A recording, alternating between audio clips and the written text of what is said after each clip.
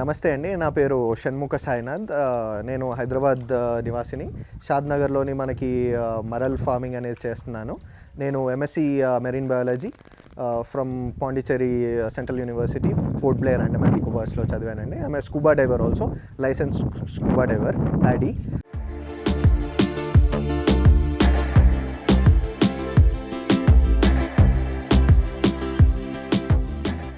So ఇక్కడ మనం చూస్తున్నది బ్రీడింగ్ ఏరియా అనమాట. బ్రీడింగ్ యాక్చువల్లీ ఈ స్థలం వచ్చేసి 10 ఎకరాల చౌడు భూమి లేదా నల్ల రేగడి మట్టి అనొచ్చు మీరు. సో ఈ స్థలం వచ్చేసి మనకి షాద్‌నగర్‌లో ఉంది, అన్నారం గ్రామంలో. అండ్ ఇది చేపల చెరువుకి ఎందుకు అనుకూలంగా ఉంది అంటే, ఇది యాక్చువల్లీ ఫ్లడ్ ప్రోన్ ఏరియా అంటారండి. ఫ్లడ్ ప్రోన్ ఏరియా అంటే ఎప్పుడన్నా మనకి చాలా కనుక వరద ప్రవాహం కనుక వచ్చింది అంటే కనుక ఈ ఏరియా అనేది కాస్త వాటర్లో అనేది సబ్మర్జిబుల్గా మునిగిపోయి ఉంటుంది. కాబట్టి ఇది ఫిషరీస్కి చేపలు పెంచడానికి అనుకూలమైన స్థలము. సో దీంట్లో మనం ఏం చేసామంటే, పట్టా వేయకుండా కానీ న్యాచురల్ విధానంగా అయినా చెరువులు తవ్వుకున్నాము. ఈ చిన్న చిన్న చెరువులు అనేది బ్రీడింగ్ పాండ్స్ కిందకి మనం చూస్తామండి. ఈ బ్రీడింగ్ పాండ్స్లో ఏంటంటే 5 గుంటల విస్తీర్ణతలో మనము 16 చెరువులు, చిన్న చెరువులు అనేది తవ్వుకున్నామండి. సో ఆ 16 చెరువుల్లో గాను ఒక్కొక్క చెరువులో మనకి 2 జతలు విధంగా, కొద్దిగా పెద్ద చెరువు ఉంటే 3 జతలు లాగా మనము వేసుకుంటామండి. ఈ 2 జతలు ఉన్న చేపలు ఏదైతే ఉంటాయో అవి వాతావరణానికి అనుకూలంగా వాటికి మేటింగ్ సీజన్ అనేది కనుక వచ్చినప్పుడు ఈ జతలు అనేవి 5,000 నుంచి 10,000 పిల్లల వరకు మనకి గుడ్ల వరకు ఉత్పత్తి చేస్తుంది. ఆ గుడ్ల నుంచి మనకి 10,000 పిల్లల్లో కనుక చూసుకున్నట్టయితే, 10,000 పిల్లల్లో కనుక చూసుకున్నట్టయితే మనకి 6,000 పిల్లల నుంచి 7,000 పిల్లలు అనేది మనకి ఇంచున్నర స్టేజ్ వరకు మనకి మెటమార్ఫోసిస్ స్టేజ్ అంటారండి. ఫస్ట్ ఇనీషియల్గా పుట్టగానే స్పాన్ స్టేజ్లో ఏదైతే ఉంటుందో అది దోమపిల్ల సైజులో ఉంటుందండి. ఒక 15 రోజుల తర్వాత అది ఎర్రబడిపోతుంది. కంప్లీట్గా ఎర్రబడిపోయిన తర్వాత, ఎర్రబడిన తర్వాత పిల్ల నల్లబడుతుంది కదా, ఈ రెడ్ టు బ్లాక్ ట్రాన్స్ఫార్మేషన్ని మెటమార్ఫోసిస్ స్టేజ్ అంటారు ఫిషరీస్ భాషల్లో.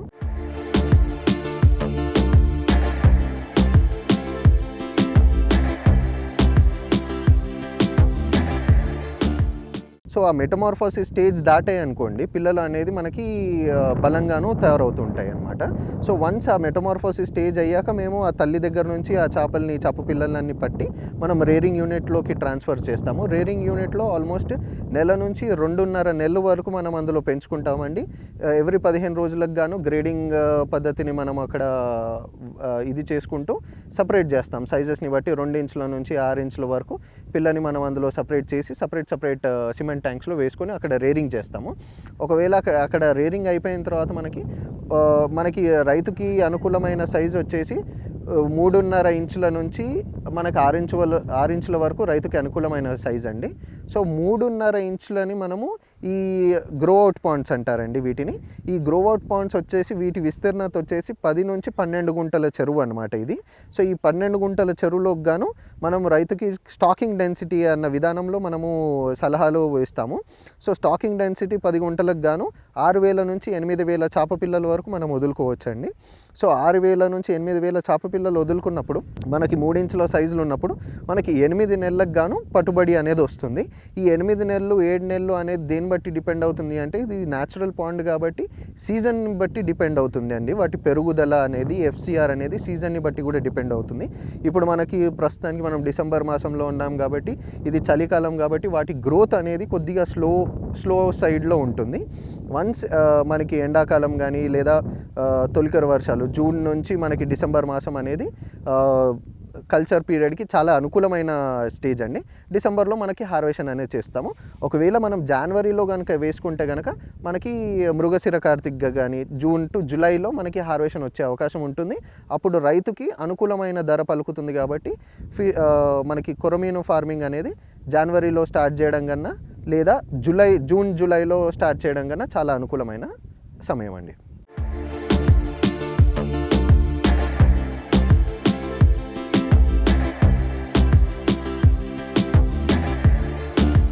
సో మనకి జనరల్గా నేను యాక్చువల్లీ ఎంఎస్సి మెరైన్ బయాలజీ చేశాను. దీనికంటే ముందు జెనెటిక్స్ చదువుకున్నానండి.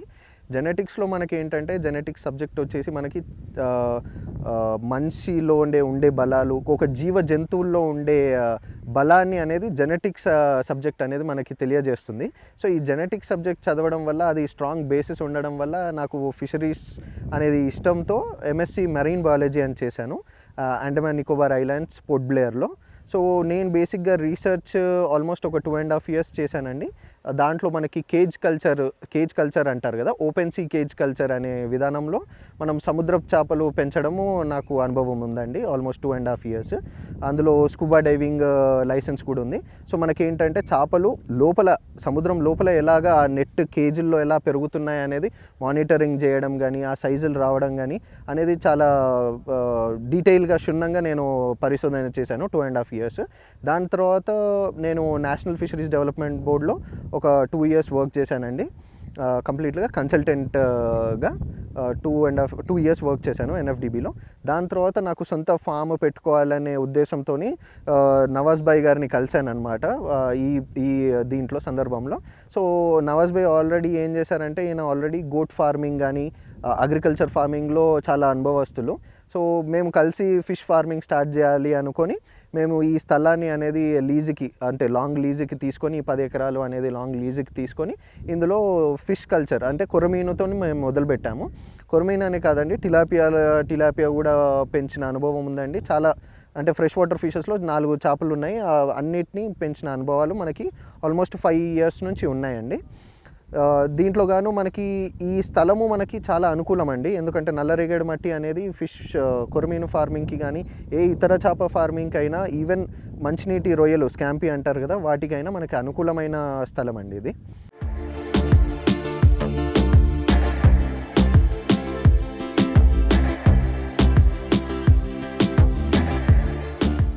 మనకి ఈ హ్యాచరీ దాంట్లో అండి, హ్యాచరీ విధానంలో మనం ఏం చేస్తామంటే, ఎప్పుడైతే తల్లి చేపలు మనకి పిల్లలు తీస్తాయో అవి దోమ పిల్లల సైజులో ఉంటాయి కాబట్టి వాటిని తల్లి దగ్గరనే వదిలేస్తాము. వన్స్ అవి మెటమార్ఫోసిస్ స్టేజ్ని కనుక రీచ్ అయ్యాక మనం వాటిని ఈ దోమతెరలు అంటే డ్యామేజ్ చేయకుండా, పిల్లని డ్యామేజ్ చేయకుండా చిన్న సైజ్ దోమతెరలతో వాటిని పట్టి మనము రేరింగ్ యూనిట్స్లో ట్రాన్స్ఫర్ చేస్తామండి. ఈ దోమ పిల్లలు మెటమార్ఫోసిస్ స్టేజ్ వరకు మనం ఏం ఫీడ్ ఇవ్వమండి, జస్ట్ మనకి తల్లి చేపలకి నార్మల్ పిల్లెట్ ఫీడ్ ఇస్తూ ఉంటాము. ఈ స్టేజ్ మొత్తం ఈ చెరువులో ఉండే, సిన్స్ ఇట్ ఈస్ న్యాచురల్ చెరువు కాబట్టి ఇందులో ఉండే ప్లాంక్టన్ని కానీ, ఫైటో ప్లాంక్టన్ని కానీ, జూ ప్లాంక్టన్ని కానీ అది తినుకుంటూ అది మెటమార్ఫోసిస్ స్టేజ్ అనేది దాటుతుందండి. దాని తర్వాత ఎప్పుడైతే ఇది 3 inches పిల్ల అవుతుందో మేము ఈ పాండ్కి ట్రాన్స్ఫర్ చేస్తామండి. కాకపోతే ఈ పాండ్ తయారయ్యే విధానంలో మనకి ఒక 3-4 జాగ్రత్తలు అనేది ఖచ్చితంగా తీసుకోవాల్సి వస్తుంది ప్రతి రైతు. ఫస్ట్ థింగ్ ఏంటంటే బయోసెక్యూరిటీ అండి. చాలామంది రైతులు చెప్పేది ఏంటంటే, నేను 10,000 పిల్లలు వేసానండి, 15,000 పిల్లలు వేసానండి, లాస్ట్కి తీసేసరికి 1000 పిల్లలు వస్తున్నాయి, 2,000 పిల్లలు వస్తున్నాయి అనే కంప్లైంట్స్ చాలా ఉన్నాయి. సో ఇక్కడ రైతు తీసుకోవాల్సిన జాగ్రత్తలు ఏంటంటే, ఫస్ట్ థింగ్ బయోసెక్యూరిటీ అంటే ఏంటంటే అండి, జీవ జంతువుల నుంచి మన చేప పిల్లల్ని కాపాడుకోవడం. ఏవేవి జీవ జంతువుల్లో వస్తాయంటే కప్పలు, పాములు, తాబేళ్ళు లేదా కొంగలు, పక్షులు. ఈ 4 జీవుల నుంచి కనుక మనము చెరువుని బయోసెక్యూరిటీ విధానంలో ఈ గ్రీన్ షేడ్ అనేది ఏర్పాటు చేసుకొని దాని మీద ఈ బర్డ్ నెట్ అనేది కనుక మనం వేసుకున్నట్టయితే ఈ 4టిని కొంతవరకు అంటే ఒక 50-60% వరకు మనం అవాయిడ్ చేయగలుగుతాము.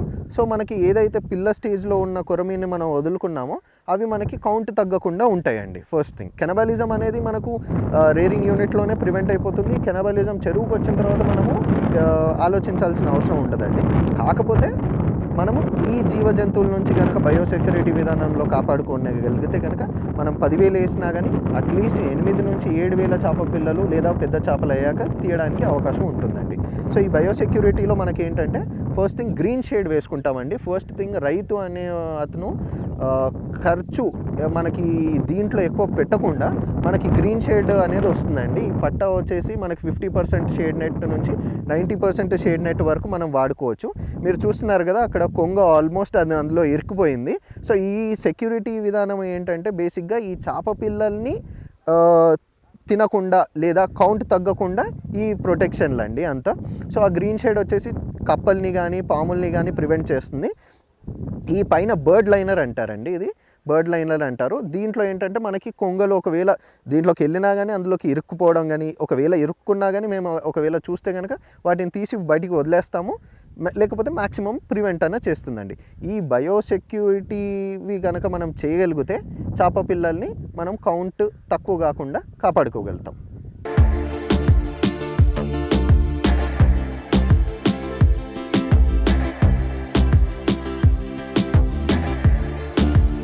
మనం ఎంత తెలుసుకున్నా ఇంకా తెలుసుకునేంత విషయ పరిజ్ఞానం మిగిలే ఉంటుంది. ఈ ప్రపంచంలో వైఫల్యం అనేది ఏమీ ఉండదు, ప్రయత్నం మాత్రమే ఉంటుంది. విజయం అనేది గర్వం కాదు, గమ్యం కాదు, గమనం మాత్రమే. వ్యవసాయ రంగం, దాని అనుబంధ వృత్తుల్లో నిరంతరం శ్రమ, ఆచరణ, కృషి, అవగాహన, పరిశీలన ఉంటే మనం మంచి ఫలితాలను పొందే ఆస్కారం ఉంటుంది. సాయినాథ్కి చేపల పెంపకం, ముఖ్యంగా కొరమేను చేపల పోషణలో ఉన్న అపారమైన అనుభవం ప్రశంసనీయం. ఎంతోమంది రైతులకు శిక్షణ కూడా ఇస్తూ కొరమేన చేపల పోషణలో అభివృద్ధి అనే మొదట కాన్సెప్ట్ వల్ల రైతుల్లో మంచి పేరు తెచ్చుకున్న షణ్ముఖ్ సాయినాథ్కు ఆకుపచ్చని అభినందనలు తెలుపుతున్నాం. మరింతగా మనం షణ్ముఖ్ సాయినాథ్ ద్వారా కొరమేను పోషణ గురించి ఆయన మాటల్లోనే వివరంగా తెలుసుకుందాం.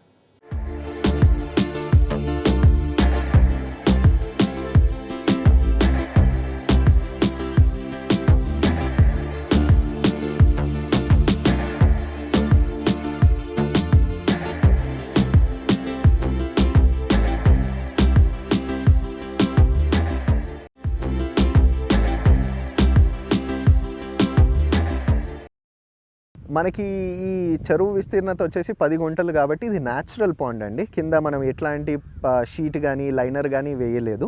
సో ఇక్కడ మనం చూస్తున్నాం కాబట్టి ఇక్కడంతా మనకి ఈ గ్రాస్ అనేది క్యాక్టైల్ గ్రాస్ అనేది వస్తుంది. క్యాక్టైల్ గ్రాస్ అనేది వస్తుంది కింద. దాని లోపల ఇంకా వాటర్ ప్లాంట్స్ అంటారు, అవన్నీ న్యాచురల్గా పెరుగుతాయండి. సో మనం ఏం చేస్తామంటే అవి చేపకి ఎట్లాంటి హాని కలిగిస్తుందో అని చెప్పి మనం తీసేస్తాము.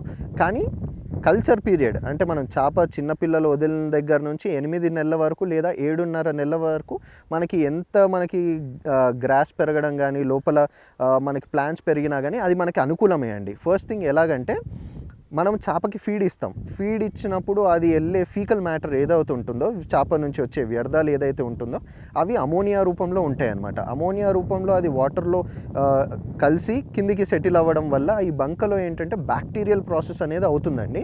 నైట్రిఫికేషన్ ప్రాసెస్ అంటారు దాన్ని. సో ఈ నైట్రిఫికేషన్ ప్రాసెస్లో ఏమవుతుందంటే చేప నుంచి వచ్చిన వ్యర్థాలు అనేది కంప్లీట్గా వాటర్లో అవి పోషకాల కింద కన్వర్ట్ అయిపోతాయి. నైట్రిఫికేషన్ ప్రాసెస్లో బ్రేక్ అయిపోయి సో ఈ చెట్లు ఏదైతే లోపల వాటర్ ప్లాంట్స్ అంటారు కదా, అవి ఏవైతే పెరుగుతున్నాయో ఈ నైట్రోజన్ అనేది అదంతా తీసుకొని పెరుగుతుందండి. సో ఇక్కడ మనకి న్యాచురల్గా అమోనియాని కంట్రోల్ చేస్తుంది. మనం ఏ ఇతర అమోనియా ఫిక్స్ కానీ అమోనియా రెడ్యూసర్స్ కానీ అమోనియా ఇవి కానీ వేయాల్సిన అక్కర్లేదండి. మనకి న్యాచురల్ పాండ్లో మనకి వచ్చే బెనిఫిట్ అది. Nature will take its own course అనమాట. సో అవి ఏంటంటే ఆ గడ్డి అనేది క్యాట్టైల్స్ లాగా పెరగడం వల్ల సో ఆ నైట్రోజన్ అనేది మొత్తం ఫిక్స్ చేసుకుంటూ ఉంటుందన్నమాట. సో దీనివల్ల మనకి ఉపయోగమే కానీ నష్టమే ఉండదు. కాకపోతే దీన్ని ఎప్పుడు మనం తొలగించాలి అంటే కనుక మనము ఎప్పుడైతే చేపలు 7.5 నెలలకి మనకి పట్టుబడికి వచ్చేస్తుంది అనుకోండి, ఒక 15 రోజుల ముందు మనము మనుషుల్ని కనుక దింపేసి ఈ నాచునంతా కట్ చేయడం అన్నా లేదా తీసేయడం అప్రూట్ చేయడం అన్నా చేసేసి మనకు 15 రోజుల తర్వాత మళ్ళీ మనకు చేపలు పట్టడానికి అనుకూలంగా అవుతుందండి. సో మ్యాక్సిమం ఈ చెట్లు అనేది మనకి నైట్రోజన్ అమోనియా ఫిక్సింగ్కి ఉపయోగపడుతుంది. కాబట్టి రైతు అనేది ఈ గ్రాస్ని కానీ లేదా గడ్డిని కానీ లేక లోపల ఉండే వాటర్ ప్లాంట్స్ని కనుక పెరిగితే కనుక ఎట్లాంటి ఇబ్బందులు పడాల్సిన అవసరం లేదు. అండ్ అవి మనకి అనుకూలమే, చేపకి అనుకూలం అండి ఖచ్చితంగా.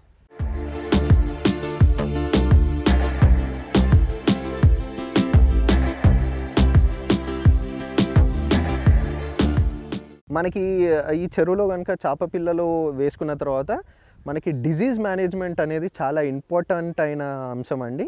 ఇందులో మనకి డిజీజ్ మేనేజ్మెంట్ అనేది ఎలా చేస్తామంటే ఫస్ట్ డిజీజ్ ఐడెంటిఫికేషన్ కనుక మనం కరెక్ట్గా చేయగలిగితే దాన్ని డిజీజ్ని మనం ఆపవచ్చండి. సో ఇక్కడ మనకి ఏంటంటే డిజీజ్ ఐడెంటిఫికేషన్ ఎలా చేస్తామండి, ఇంత చెరువులో మనం చేపలు వదిలేసాం కదా, సో దాన్ని ఎలా మనం ఐడెంటిఫై చేసేదంటే సింపుల్ టెక్నిక్స్ అండి. రైతుకి అన్ని అనుకూలంగా ఉండే టెక్నిక్స్. మనం ఎప్పుడైనా దానా వేసే టైంలో కరెక్ట్ టైంకి వేయాలండి. ఒకవేళ మనకి మార్నింగ్ 9 గంటలకు మనం దానా వేసినామంటే ఎవ్రీ డే 8 నెలలు మనం 9 గంటలకి దానా వేయాల్సిందే. సో మళ్ళీ సాయంత్రం 4 గంటలకు వేస్తున్నామంటే 4 గంటలకి. ఈ టైం కనుక మనం ఖచ్చితంగా పాటిస్తే కనుక చేపలు అనేవి అవ్వంతలవ్వి 9 గంటలకి మనకి ఒడ్డు దగ్గరకు వచ్చే అవకాశం ఉంటుంది, లేదా బండి దగ్గరకు వచ్చే అవకాశం ఉంటుందండి. ఎప్పుడైతే చేపలు మన దానాకి అవి దగ్గరకు వస్తాయో మనం అప్పుడు ఓ 2 నిమిషాలు ఫీడ్ వేయకముందు 2 నిమిషాలు వాటిని అబ్జర్వ్ చేస్తామండి ఖచ్చితంగా. సో వాటిల్లో ఏమైనా డెఫిషియన్సీస్ ఉన్నాయా? డెఫిషియన్సీస్ అంటే ఒక్కొక్కసారి న్యూట్రిషన్ డెఫిషియన్సీస్ వల్ల చేప వంకర్లు అయిపోతుందండి. బాడీ అనేది ఎస్ షేప్ మాదిరిగాను వంకర్ అయిపోవడం అనేది జరుగుతూ ఉంటుంది. సో అదేంటంటే విటమిన్ డెఫిషియన్సీ అండి. సో మీ విటమిన్ కానీ మినరల్స్ కానీ డెఫిషియన్సీ ఉన్నప్పుడు ఆ చేప బ్యాక్ బోన్లోని ఎస్ షేప్ అవ్వడం వల్ల దాన్ని విటమిన్ డెఫిషియన్సీగా గుర్తిస్తాం. మొదటి విషయం. సెకండ్ థింగ్ ఏంటంటే మనకి సీజనల్ చేంజెస్ అండి. ప్రస్తుతానికి మనకి ఎండాకాలం నుంచి వర్షాకాలంలోని మధ్యలో గ్యాప్ని కానీ, వర్షాకాలం నుంచి చలికాలం నుంచి మళ్ళీ ఎండాకాలంలో ఏదైతే ట్రాన్సిషన్ పీరియడ్ అంటారో, అంటే మనకి వాతావరణాలు మారుతూ ఉంటాయో అప్పుడు కాస్త మనం చాలా జాగ్రత్తలు తీసుకోవాలి. అప్పుడు కూడా మనం అబ్జర్వేషన్స్ వల్ల ఎండాకాలం నుంచి వర్షాకాలం వచ్చే స్టేజ్లో మనకి రెడ్ స్పాట్ డిజీజ్ అనేది వస్తుందండి. రెడ్ స్పాట్ డిజీజ్ అనేది చిన్న చిన్న ఎర్ర మచ్చలు అనేది అపియరెన్స్ అనేది వస్తుందండి. ఇది మనము చేప క్వాలిటీ అని కాదండి, కాకపోతే వాటర్ పారామీటర్స్ దాని మీద డిపెండ్ అయ్యి ఉంటుందండి. వాటర్ ఎలాగున్నాయి, వాటర్ మనం న్యాచురల్ పాండ్లో ఉన్నప్పుడు వాటర్ మనకి ఫ్రెష్గా ఉందా లేదా అనేది, ఏమన్నా స్మెల్ వస్తుందా వాటర్లో, లేకపోతే ఫీడ్ ఏమన్నా ఎక్కువ వేసేస్తే కనుక కుళ్ళిపోవడం అనేది అవుతుందా, ఈ జాగ్రత్తలు తీసుకోకపోవడం వల్ల రెడ్ స్పాట్ డిజీజ్ అనేది వచ్చే అవకాశాలు ఉంటాయండి. అది సమ్మర్స్లోనూ మళ్ళీ రైనీ సీజన్ నుంచి చలికాలం వచ్చే ట్రాన్సిషన్ పీరియడ్లో ఎక్కువ వస్తుందండి. రైతులందరూ అది గమనించాలి.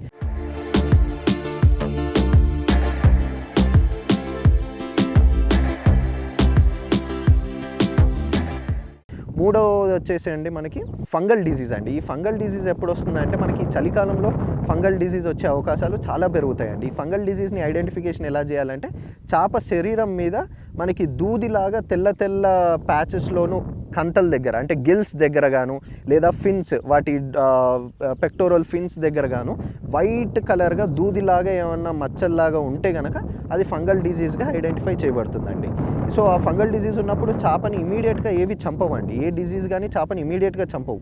అది స్టేజ్ ముదిరిపోగా స్టేజ్ 1లో మనం ఐడెంటిఫై చేసాము అంటే కనుక రికవర్ చేసుకోవచ్చండి. స్టేజ్ 3 అంటే అది చాలా డిజీజ్ అనేది ముదిరిపోయి వేరే చేపలకు కూడా బాగా పాకిపోవడం వల్ల అప్పుడు కొద్దిగా మోర్టాలిటీ అనేది అవకాశాలు ఉంటాయి. సో మనము ఈ ఎర్లీ డిటెక్షన్, ఎర్లీ మానిటరింగ్ అనేది కనుక ఎవ్రీడే మనం చేపల్ని చూస్తూ ఉంటే కనుక ఈ డిజీజ్ని అన్నిటిని ఖచ్చితంగా ప్రివెంట్ చేసుకోవచ్చు. 3 డిజీజెస్ చెప్పాను. ఫస్ట్ థింగ్ ఒకటి విటమిన్ మినరల్ డెఫిషియన్సీ వచ్చేస్తుంది, రెడ్ స్పాట్ డిజీజ్ వస్తుంది, ఫంగల్ డిజీజెస్ వస్తుంది, మనకి వైరల్ డిజీజెస్ అనేది కూడా వస్తాయండి కొరమీన్లో. కాకపోతే వైరల్ డిజీజెస్ని ఐడెంటిఫై చేయాలి అంటే చాలా కష్టం అవుతుంది. సిన్స్ ఆ వైరల్ డిజీజెస్ ఎప్పుడు వస్తాయి అంటే బ్యాక్టీరియల్ డిజీజ్ గాను ఫంగల్ డిజీజ్ గాను రెండు చేపని ఎఫెక్ట్ చేసినప్పుడు అది వైరల్ డిజీజ్ గాను మారే అవకాశాలు ఉంటాయి. ఒకవేళ వైరల్ డిజీజ్ గాను వస్తే కనుక రికవరీ అనేది చాలా కష్టమైన ప్రాసెస్ అండి. ఆ చేపను మనం ఏం చేస్తామంటే పట్టి తీసేయడం గాను లేదా డిస్పోజ్ చేయడం గాను మనం చేయాల్సిందే. అది చెరువులో ఉంటే కనుక వైరస్ పార్టికల్స్ అనేది ఇతర చేపలకు చాలా ఫాస్ట్గా పాకడం అనేది జరుగుతుందండి. సో ఈ సీజనల్ చేంజెస్లో మనం ఫస్ట్ ఫార్మర్ చేయాల్సింది అబ్జర్వేషన్ చేసి ఓ 2 చేపల మీద ఒకవేళ కనిపించే కనుక వాటి తగిన జాగ్రత్తలు అనేది తీసుకోవాలండి రైతు.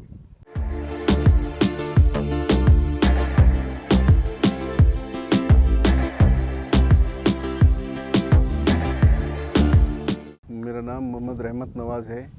यहाँ पर शादनगर अन्नाराम में ये फार्म है। मैं यहाँ पर ये पूरा मेंटेनेंस का काम करता हूँ। मैं यहाँ पर जो भी काम होता है मेंटेनेंस वगैरह सब मैं ही देखता हूँ।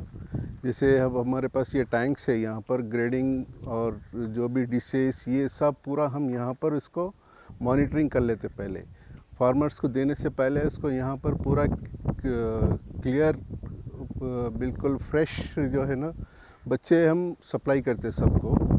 इसमें यहाँ पर ये टैंक से जो 4000-5000 तक बेबीज़ हम इसमें स्टॉक करते हैं। एवरी 10 डेज़ 15 डेज़ में इसको ग्रेडिंग करके उसको सेपरेट कर लेते हैं, जिसको फार्मर्स को जाने के लिए एक यूनिफॉर्म साइज़ जाने के लिए हम ये पूरा प्रिपेयर करते हैं यहाँ पर। और कोई भी डिसीज़ हो गया, सब कुछ भी अगर ऐसा आ गया डिसीज़, तो हम यहीं पर कंट्रोल कर लेते हैं पहले, फार्मर्स को देने से पहले सब।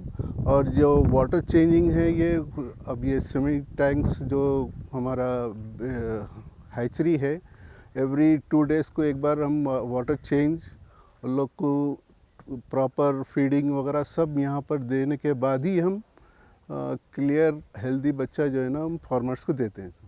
कि ये जो टैंक है ये ऑलमोस्ट 4 फीट का डेप्थ है इसका। इसमें जब बच्चे 4000-3500 ऐसे डाल के वाटर लेवल बिल्कुल 2.5 फीट इसमें पानी रखते हैं। और एवरी 2 दिन में एक बार इसको जो है ना हम पानी चेंज करते हैं, ताकि इसमें अमोनिया फॉर्म वगैरह ये जो भी इसका आता है ये सब क्लियर हो जाता है, वो मैनेज हो जाता है उसी से। अगर इन केस अगर उसके अलावा भी अगर कोई डिसीज़ आ गया तो हम जब भी उसका मॉनिटर करके उसको ट्रीटमेंट कर देते हैं। और क्या है, फीडिंग का है। फीडिंग जो 2 इंच का जो बच्चा रहता है उनको 3 टाइम डेली देते हैं, मॉर्निंग, आफ्टरनून, इवनिंग। एक टाइम के हिसाब से वही देते हैं। जैसे अब 3 इंच प्लस हो गया हो तो उसको जो है ना 2 टाइम्स देते हैं, जैसे मॉर्निंग, इवनिंग। वो टाइमिंग के हिसाब से ही देना है, जो टाइम पे अपन डेली देते हैं वही टाइम पे उसको फीडिंग देना है उसको।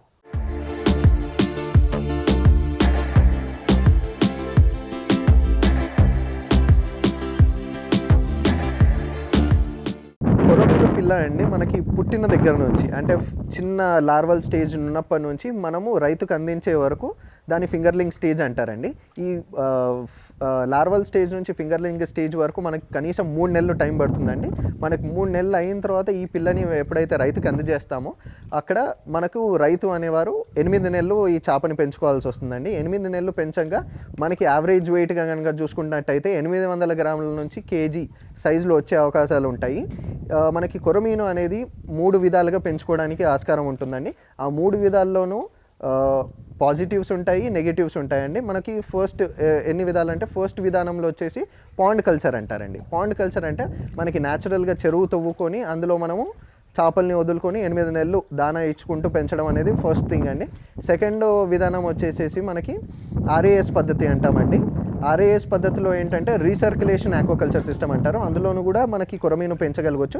కాకపోతే గ్రోత్ అనేది కొరమీన్ది కంపారేటివ్ పాండ్ కల్చర్, అంటే మొదటి పాండ్ కల్చర్లో పెంచే దాంట్లో కన్నా గ్రోత్ కన్నా ఇక్కడ ఆర్ఏఎస్ సిస్టంలో గ్రోత్ అనేది కొద్దిగా స్లోగా ఉంటుంది.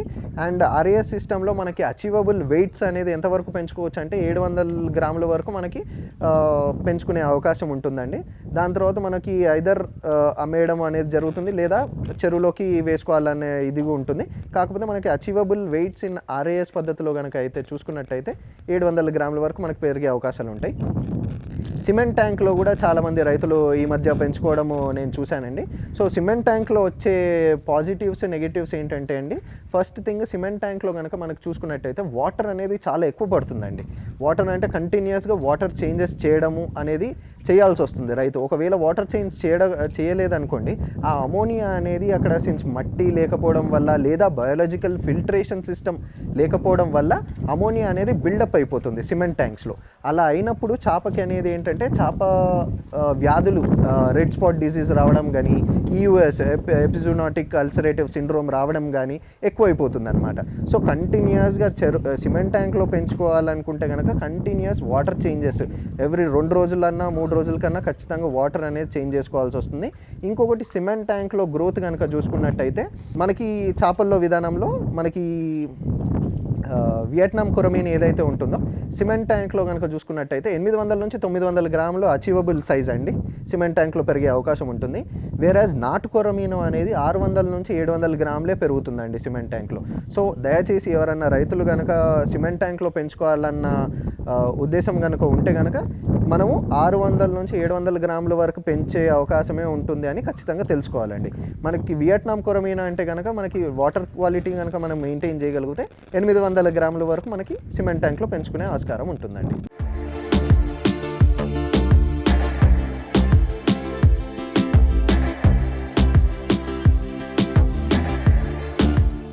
మనకి కొరమీను పిల్ల అనేది మనకి ఎప్పుడు అవైలబుల్ ఉంటుందండి. రైతుకి అనుకూలమైన సైజ్ వచ్చేసి 3 ఇంచుల సైజ్ అండి. 3 నుంచి పైన 6 ఇంచుల వరకు తీసుకోవడానికి అవకాశం ఉంటుంది. మనకి నేను చేప పిల్లలు కానీ కొరమీను పిల్లలు కానీ కల్చర్ ఎలా చేయాలి అనే దాన్ని బట్టి మొత్తం నేను సలహాలు కానీ సూచనలు కానీ కంప్లీట్ కల్చర్ పీరియడ్ అందించడం జరుగుతుందండి. మన దగ్గర చేప పిల్ల ఒకటే కాదు, తీసుకెళ్ళిన ప్రతి రైతు దగ్గర మనకి 8 నెలల వరకు నేను కల్చర్ పీరియడ్ మొత్తం నేను సలహాలు సూచనలు ఇవ్వడం జరుగుతుంది.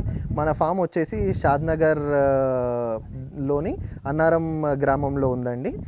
మీరు నా ఫోన్ నంబర్కి సంప్రదించండి. ఏ సలహాలు కానీ సూచనలు కానీ మీరు ఒకవేళ కొత్త ఫిష్ ఫామ్ స్టార్ట్ చేస్తున్నా కానీ నేను కంప్లీట్ గైడెన్స్ అనేది మీకు అందజేయబడుతుందండి.